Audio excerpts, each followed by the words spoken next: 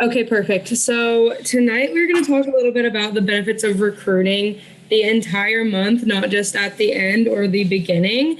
And we're going to talk about being proactive in your business, that kind of thing. So, as far as recruiting goes, guys, I feel like the last 2 or 3 months we've been recruiting late in the game. Like it hasn't been like a jog all month. It's been like a sprint the last like 2, 3 days, maybe the last week. And we need to get better at recruiting consistently every single day. Okay. So I know like Riley and I, and even Katie, like I feel like we are very consistent. We have a group chat that holds us accountable a lot, but that is what our team chat should be for each other. Does that make sense? So when we send combos and stuff in there, like everyone should be learning from those, interacting, that kind of thing.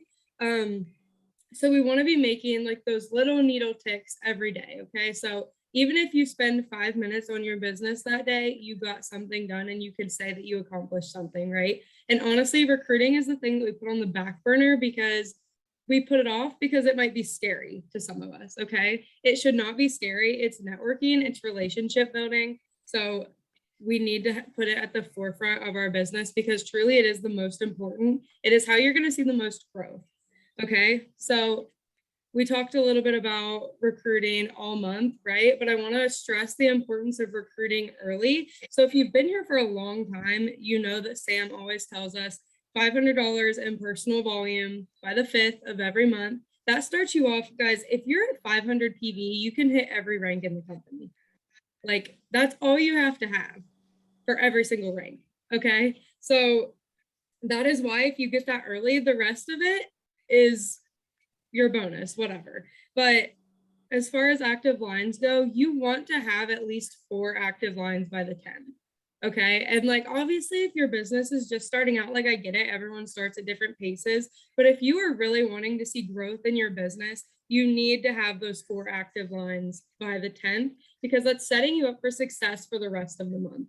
You're going to have at least 20 days to get those 4 active lines to MMP, higher ranks, MMB, whatever. And that is going to put you at MMB. You will hit it every time, no matter what, if you are helping those girls get to their ranks. Okay, so I'm going to give you like 3 specific benefits of recruiting early. So, number one, you're going to have like longer in the month to hit your ranks. Okay, which that sounds obvious, but like to some, we wait until the end and then the month's over, guys. Like, you can't rewind and because we start over at the end of every month, right? So to give yourself that momentum, you want to have those 4 active lines early, okay?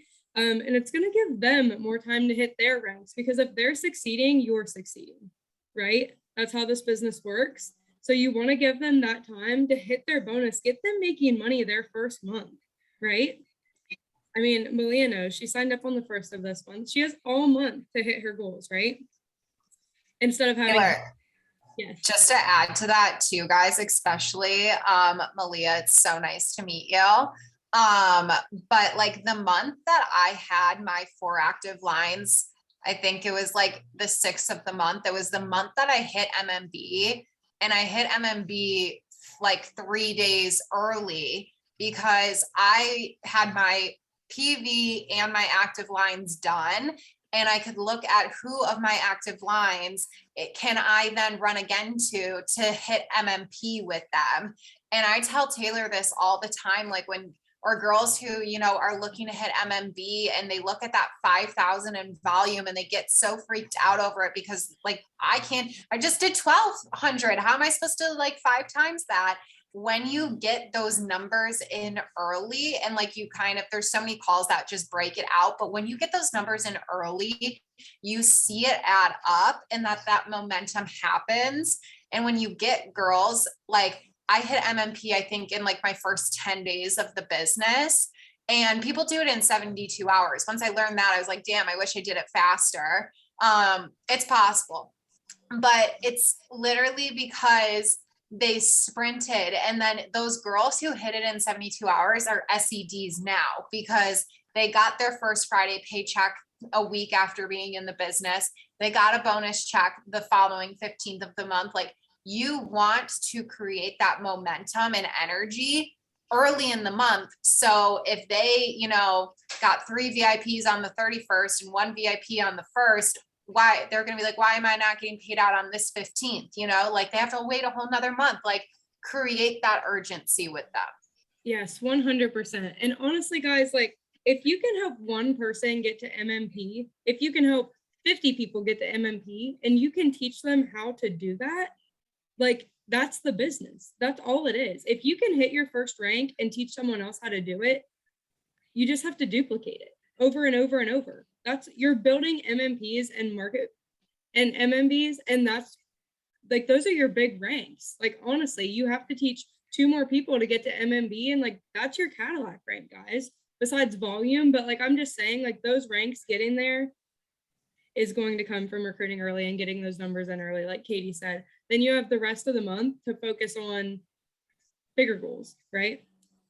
So my last benefit of recruiting early, they're going to have a longer period in Smart Start, guys. And we all know that if they're hitting their Smart Start bonus, like our checks are going to be bigger, right?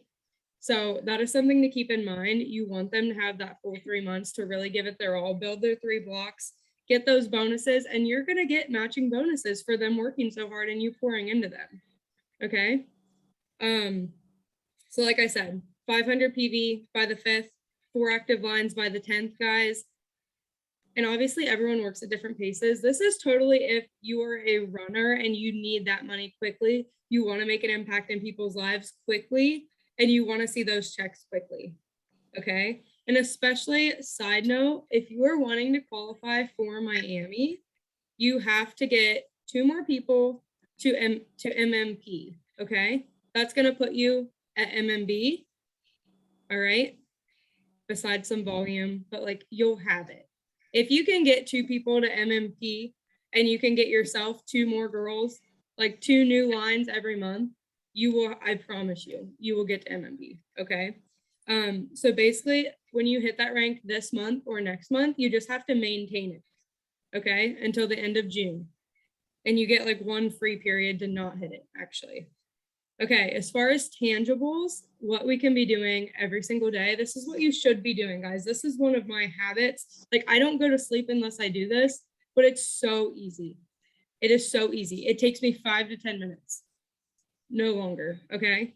So if you're building 5 new connections a day, and what I mean by that, guys, is going through like your stories, go do a story exhaustion. If you don't know what that is, I can explain it to you later. But basically, you're going to scroll to the back of your stories and you're going to go leave genuine questions, genuine comments on other people's stories. Okay. What can you ask questions about? How can you start a conversation with them? How can you begin to network? Okay. Do 5 new people a day.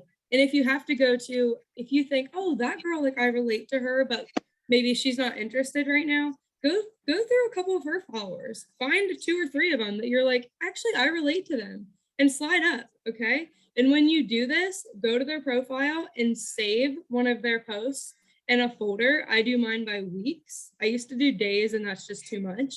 So right now I have like my April 1st, but it's like, it says April week 1 folder. Okay. So all of my 5 new connections every day, they go in that folder. So I do 5 new connections a day. I save 5 new people in my folder that I have interacted with. And then I do 5 follow-ups. And that keeps people in your pipeline all month long. So the last like week of the month, you're not stressed trying to fill your pipeline. What happens when that person says, I don't have the money, I'll sign up in 2 weeks when I get paid? That doesn't help you then, right? If you're going for a rank, that doesn't help you. And that's why we have to keep that pipeline full. All right, Katie, that's what I had. Love it. So I wanted to talk a little bit because like you guys are so new in this business. And it's probably like a conversation I wish I had like received when I was early in the business was being proactive.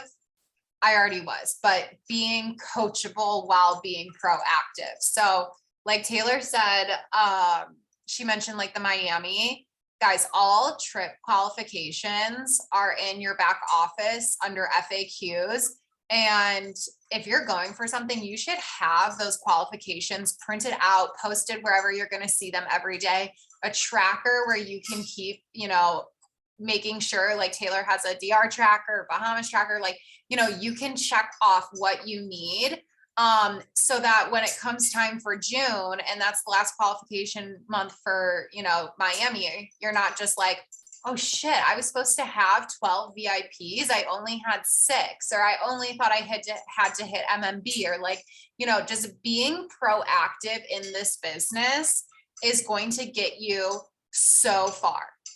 Like Taylor can, but it's not Taylor's responsibility to make sure that you know what you need to get to Miami. Like she's already working that on herself, just the same way that it's not Sam's responsibility to make sure that her whole downline understands it. She hosts one call, it's recorded. If you watched it, you watched it. If you didn't, you didn't. Go to your back office. It's really simple.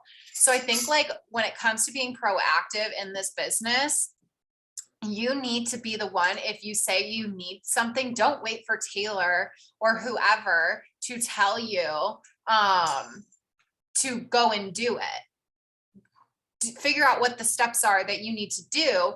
Use the 3 before me and be proactive. Go find the answers. Go answer the question. Do whatever you need to do. And I always say the people who are proactive and not reactive in this business are the ones who go the farthest, because they're not waiting for people to tell them what to do. They do not have the employee mentality. They have the business owner mentality. So many of us grow up. I mean, I'm the same way. I have a corporate job. It's really hard for me sometimes in this business to not just get handed a to-do list and check it off. And it's really hard some days, like, oh, I don't have like a to-do list. I'm just going to watch, Netflix today. But the days that I go and I make my connections before my work starts and things like that, or I schedule a live without someone telling me to, or I post on my story while I'm still on vacation, like those days are like when I'm like, wow, I'm having a business owner mentality and I'm being proactive about how to get to the next step. And then the other thing is being coachable. I'm really transparent with my like background of, my team and how I ran my business. And for like those of you who know, like I had such a great dominating team, but then I again took that employer mindset with my team and I like shoved people away. I made it not enjoyable. I made it so that I was giving to-do lists and getting upset if they weren't getting done. And I forgot that on the other side of things, it's you still have people who have to want this. And if they don't want it at the same pace as you, like that's okay. And I wish someone had a conversation with me of being coachable, being adjustable. I don't know if that's the word I'm looking for. Flexible. That's the word I'm looking for. Being flexible in this business as a mentor and a mentee is going to get you 10 steps farther than being proactive. And that's what's going to help you towards the end. So if you have, on a mentee standpoint, you're coachable, your mentee says, hey, I really liked your story, but I'm thinking next time you really hit price point as the main focus, talk about the benefits of the product. And you then do that in your next story, that's you being coachable. But if your mentor tells you, hey, talk about, the benefits of the products, and for the next week, you're still talking price, your mentor is now going to say, okay, she doesn't want to listen to what I have to say. I can't put my time and energy into her until she does. Because when you're thinking of your team long-term, you have to think as like an SED mindset. If I do this for 1, I need to be able to do this for 100. Sam does not have time to tell 100 people 100 different times what they need to change about their content. She's going to tell you once, see if you do it. If you do, she's going to continue to work with you. Girl's busy. We're all busy. I'm the same way. I have a corporate job. I don't have time to keep putting energy even into one person who's not doing what I'm coaching them to do. And then there's the opposite side of things, is when you're getting coached up, you have your mentee coming to you as a mentor saying, how you're giving me this feedback isn't recepting in my brain. So are you going to change the way that you give feedback, or are you going to continue to hound them and say, why aren't you doing the to-do list? Why aren't you doing it? Like, and then they're going to get pissed off at you and be like, well, I don't want to do the to-do list. Like, this isn't how I operate. So I think the biggest thing when you're starting to build a team and you're a part of a team is, one, not being afraid to give feedback to your mentor. Like, I had to and it's all depending on phases in your life. Like, when I was hitting MMB, I literally said, you check on my ass every single day. If I do not text you first, you call me out. And then there's other points in my life where I'm like, hey, like, life is crazy right now for me. Like, I'm like going for a promotion in corporate, whatever it is. I'm training for a new job this month. Like, I'm not running this month. I will check in with you when I feel like I need it. And my mentor then takes that and is like, okay, I'm not going to text her every day because she told me not to. That's not her mindset this month. But then I've also been on the opposite end of, I have asked my mentees, how do you like feedback? Do you like me to be up your ass every day? Do you like me sending 5 tasks? Do you like me sending 1 task? Do you like me checking in weekly? Like, what do you need? And that's where you need to have that 2-way communication. I think sometimes, especially when you're early in this business and you're building and you're running and you're getting excited, you want to take that employer mindset and you want to say, this needs to be done. This has to be done. Why isn't it getting done? I'm upset. Like, I literally, like, I look back and I'm like, oh my God, like, who was I? No wonder, like, people got mad. Like, I would be mad, you know? And I think it's just so important to, like, this is why I'm like, I love that Taylor has New Girls, because I can just speak from my experience on like how to be coached and be coachable. And it's just, or how to coach and then be coachable.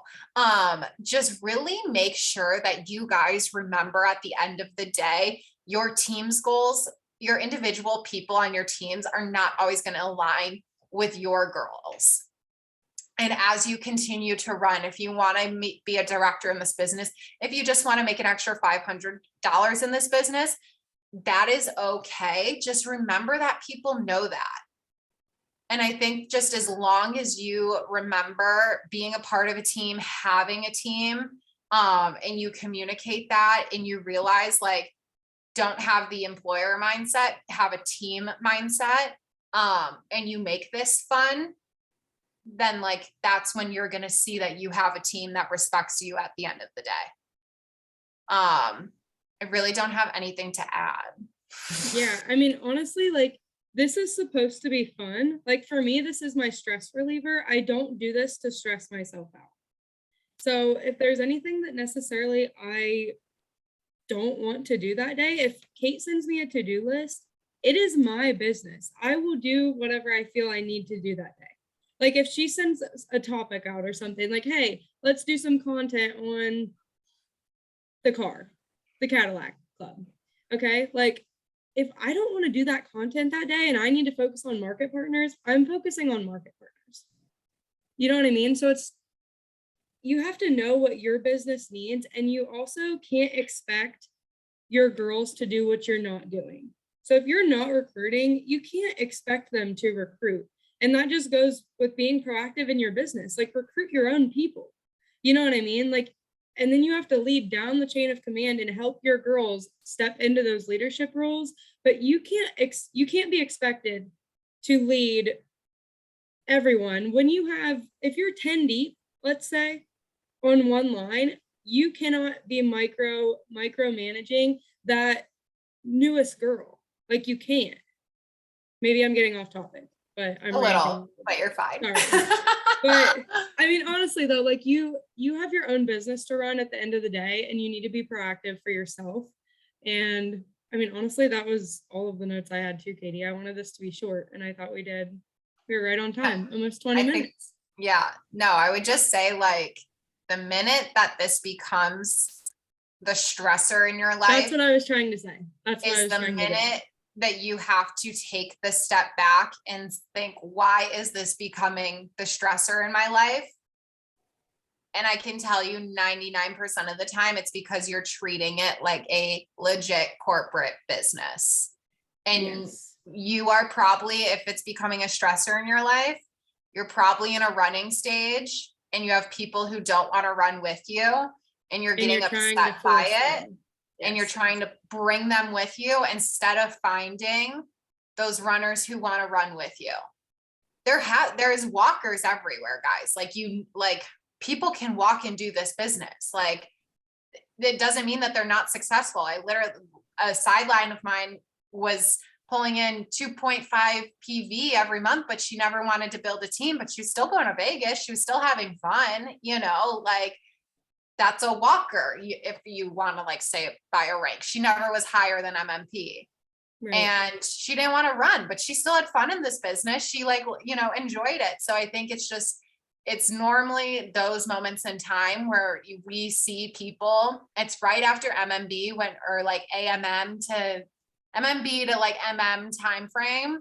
Yeah. When that's when it really starts to come. And that's when it happened to me. So it's just think like, take a step back, come talk to me. This goes to anyone who ever watches this recording, and talk it out of, how are you running your team? What's the response like? And like, we can always work through that, but I don't want to take any more And time. I mean, honestly, like that disappointment comes from you trying to lead a team of girls that aren't working. They're walkers, right? And walkers are really important in your business. Okay. But at the same time, you need to focus on your own business and find your runners. And this is like why, to be honest with you, like I would probably be considered a walker half. I don't know. Like I've always hit MMP, but for probably a solid year, like I wasn't recruiting. Like my PV was amazing. Like I'm really good at PV, and like not to toot my own horn, but like I am, honestly. And it's like you have to respect those walkers throughout your business journey, and when you guys do hit MMB in the next month or two, like you will see that and you understand what we're saying. But okay, thank you guys for hopping on. Katie, thank you so much for your time again, and we will see you guys again next week. Bye guys, love you all.